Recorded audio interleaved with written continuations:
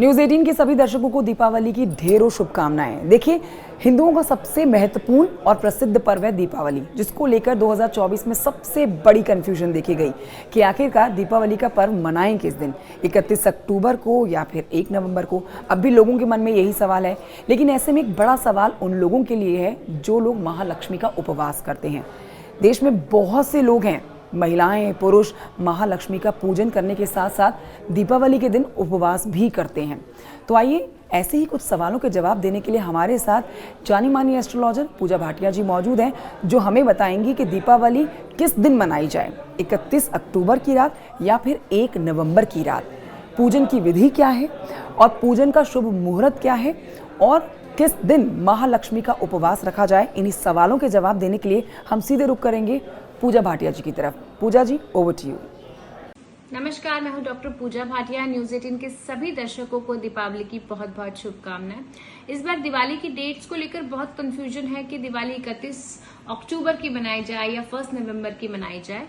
तो सबसे पहले तो ये जानिए कि दीपावली का जो शुभ पर्व आता है वो कार्तिक मास के कृष्ण पक्ष की अमावस्या तिथि को आता है, और कार्तिक मास के कृष्ण पक्ष की अमावस्या तिथि 31 अक्टूबर को दोपहर को 3:15 से शुरू होकर 1 नवंबर को शाम को 6:15 तक रहने वाली है।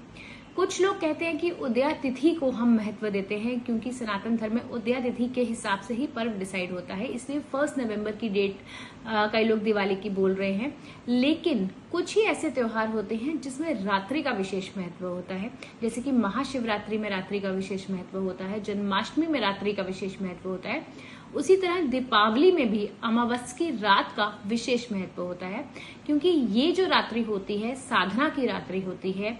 आप अपनी शक्तियों को बढ़ाने के लिए तंत्र मंत्र की और साधना करते हैं।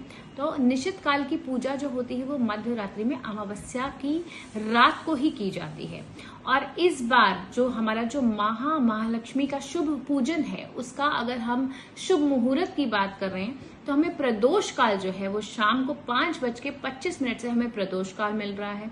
वहीं हम माँ लक्ष्मी का पूजन जो है वो स्थिर लगन में करते हैं, क्योंकि माना जाता है कि माँ महालक्ष्मी जो है ना वो चंचल होती है और हम चाहते हैं कि वो हमारे घर में स्थिर हो जाए, तो हम स्थिर लगन में उनकी पूजा अर्चना करते हैं। और स्थिर लगन जो है हमें शाम को 6:25 से मिल रहा है, और वो 31 अक्टूबर की रात को 8:20 तक रहेगा।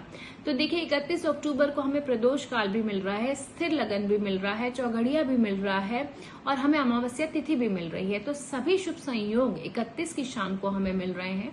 ऐसे में आप मध्य रात्रि की पूजा भी 31 की रात को अमावस्या में कर सकते हैं। वहीं अगर हम 1 नवंबर की बात करते हैं तो शाम को 6:15 पर जब अमावस्या तिथि आपकी खत्म हो गई तो आपका पर्व भी खत्म हो गया। ऐसे में आप रात्रि की पूजा नहीं कर पाएंगे और उस दिन स्थिर लगन भी आपको नहीं मिल रहा है। इसीलिए इस कंफ्यूजन को दूर करिए और 31 अक्टूबर की दिवाली मनाइए, और इस दिन जो आप माँ महालक्ष्मी का उपवास करते हैं वो भी आप 31 अक्टूबर का कीजिए। आप सभी की दिवाली बहुत बहुत शुभ हो। Happy Diwali to everyone.